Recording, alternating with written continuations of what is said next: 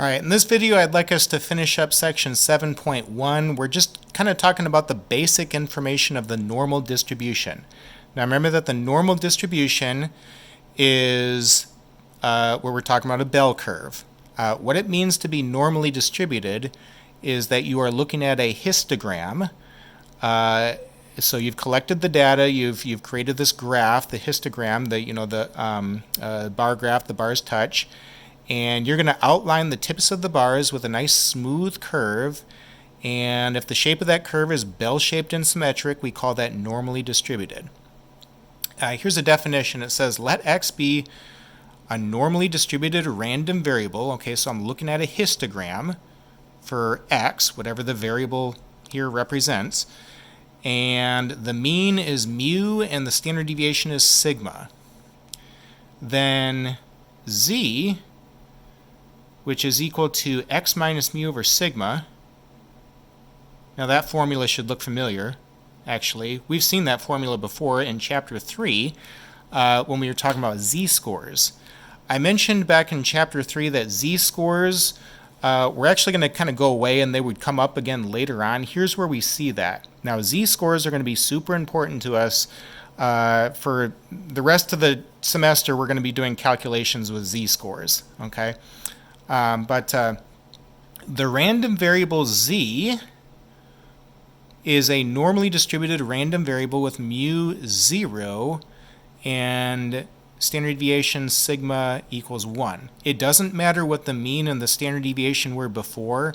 When you change the variable from x to z, the mean is always 0 and the standard deviation is always 1. Okay?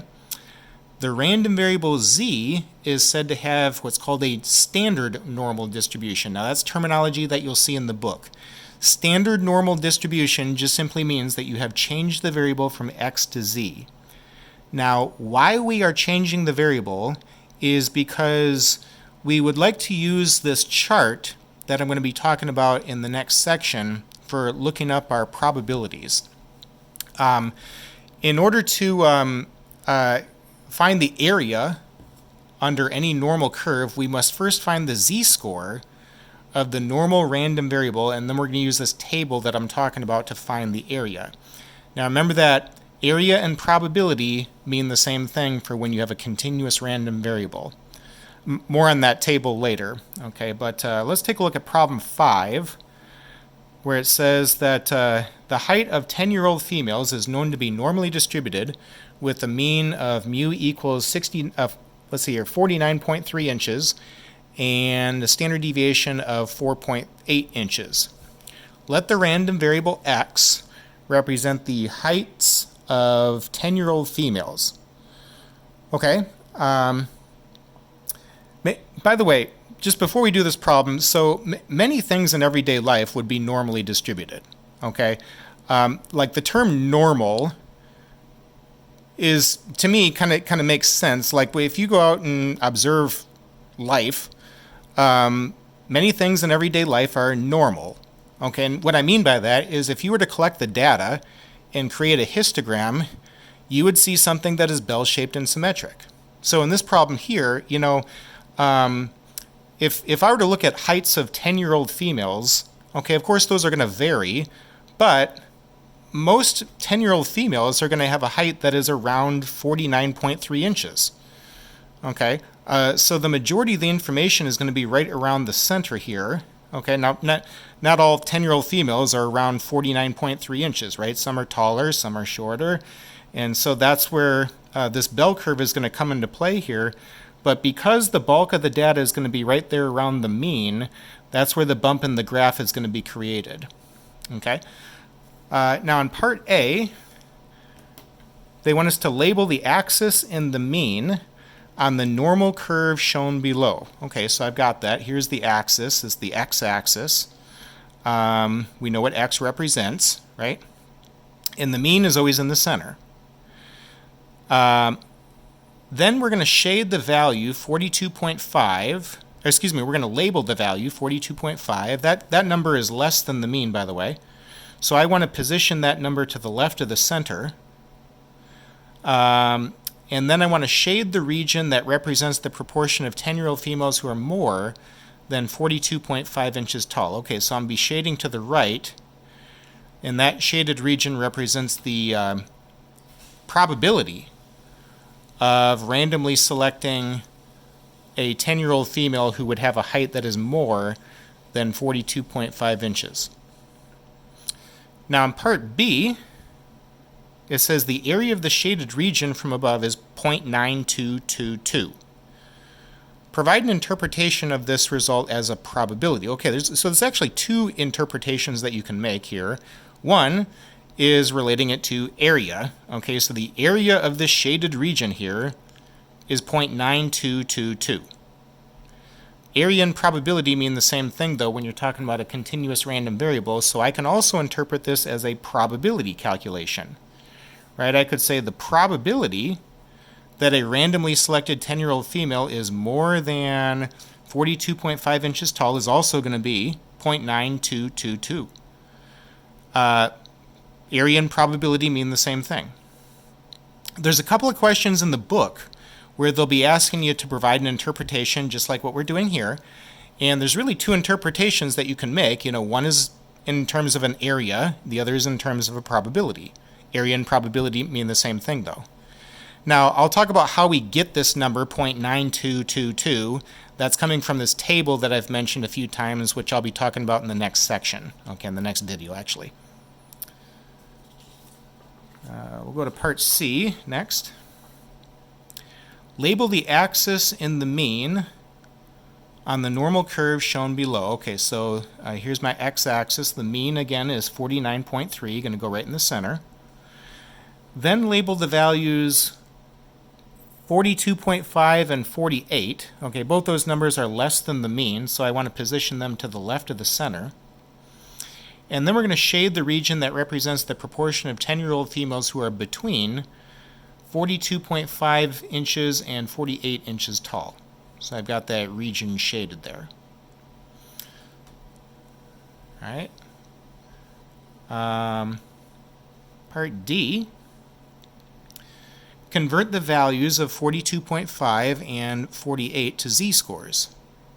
So I've done that on the side here using the formula for a z-score. We want x minus mu over sigma. My first z-score, I'm taking the x value 42.5 minus the mean, which is 49.3, divided by the standard deviation. That was 4.8.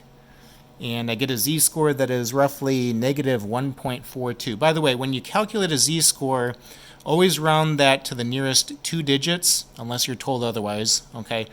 Why we are rounding to two digits is because when I talk about this table, it's going to involve z-scores that are going to be all rounded to the nearest two digits, all right?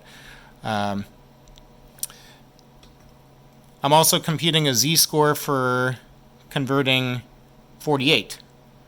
So x is 48, the mean is 49.3, sigma is 4.8.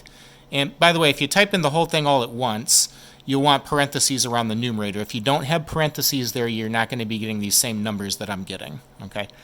Negative 0.27 would be that z-score then. That corresponds to x equal 48. All right. Label the axis and the mean on the standard normal curve shown below. Now, standard normal curve just means that I've changed the variable from x to z.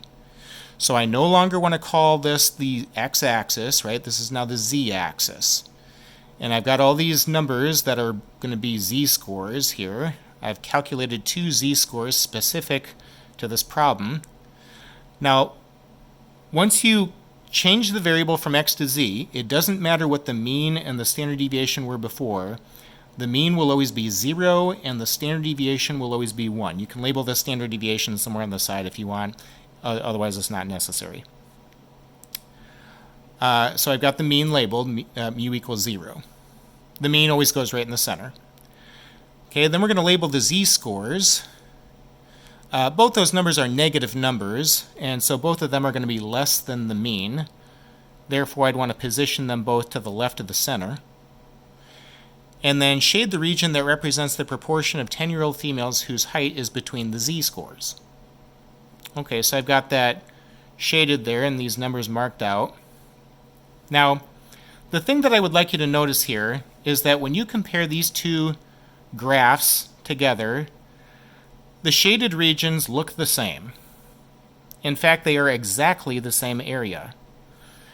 And part E, comment on the relation between the two shaded regions from above. The areas are the same. That will always happen. Okay, so the big thing to take away in this section is that it does no harm whatsoever in changing the variable from x to z, because the area that is between 42.5 and 48 is going to be the exact same area that is between negative 1.42 and negative 0.27. Okay? The areas are the same. Now again, why we are changing the variable is because we would like to be able to use this table in order to look up this shaded area. And area and probability mean the same thing, right? So in like they're not asking me a probability question here, but coming up in the next section, there's going to be all kinds of probability questions here. Actually, for the next several chapters, there's going to be all kinds of different probability questions. And so we'll want to be changing the variable from x to z in order to calculate those probabilities then. All right. Here's where section 7.1 would end in the notes. The homework is on page 335, and problem 6 is where section 7.2 would begin then. And I'll stop the video here.